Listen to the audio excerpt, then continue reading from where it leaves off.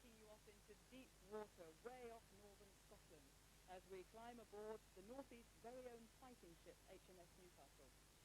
The destroyer built at Swanhunter on the Tyne back in the 70s is this week involved in a big NATO exercise involving dozens of ships and submarines and more than 100 aircraft.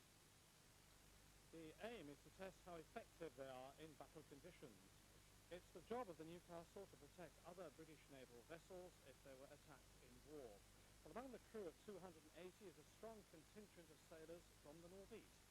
Our reporter Bob Whittaker and cameraman Simon Longbottom were winched aboard to spend a few days with our boys on the high seas. Here's his report.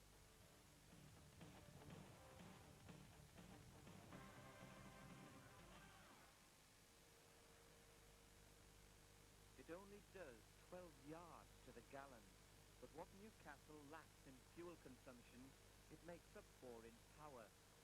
When the captain has his foot down, it glides up to 38 miles an hour. Down in the engine room, there are two huge gas turbines, like those used on Concorde.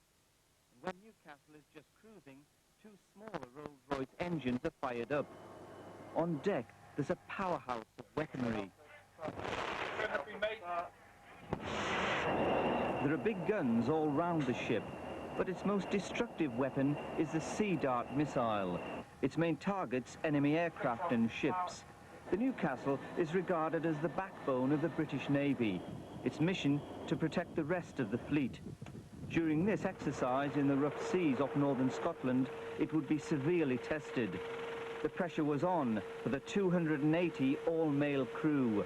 There are no women aboard, unlike other naval vessels.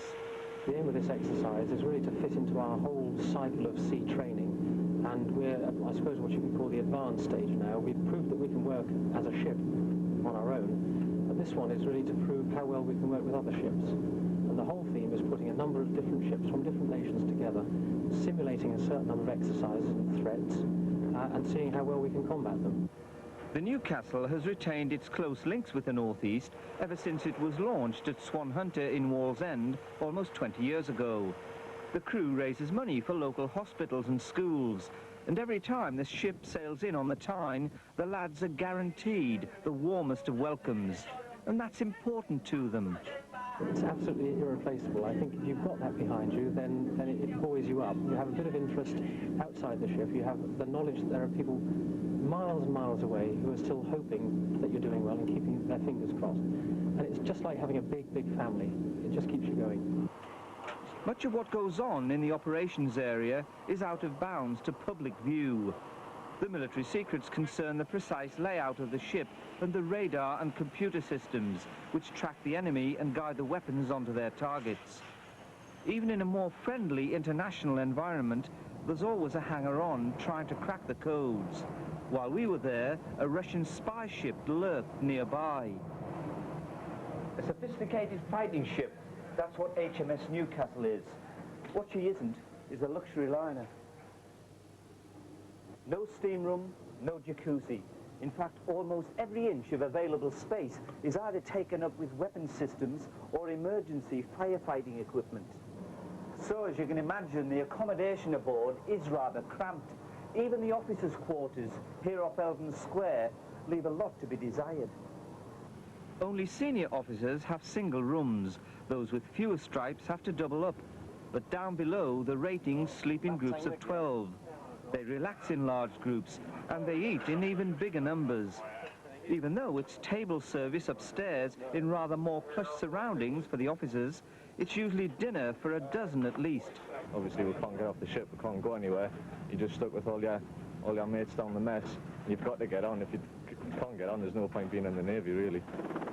But it's easy to feel isolated, hundreds of miles from land, and maybe thousands of miles from friends and family. Morale can soon dip. When we were winched aboard, they were expecting their mail from the same helicopter, but it had been sent elsewhere by mistake. My wife, from my point of view, her father was in the Navy as well, so she's sort of used to the service life, and it's something that's been bred into her. What drove you to come into the Navy in the first place? I don't know, unemployment, I think. Fear of not getting the job. Just joined the Navy for, well, just a laugh, really. This week, there's been little time to relax or feel lonely. The crew were on watch around the clock in case the war games break out and they're attacked. They're up against submarines, the fastest jets and other enemy ships. If they lose a particular battle, no one will be hurt for real, but their pride would suffer.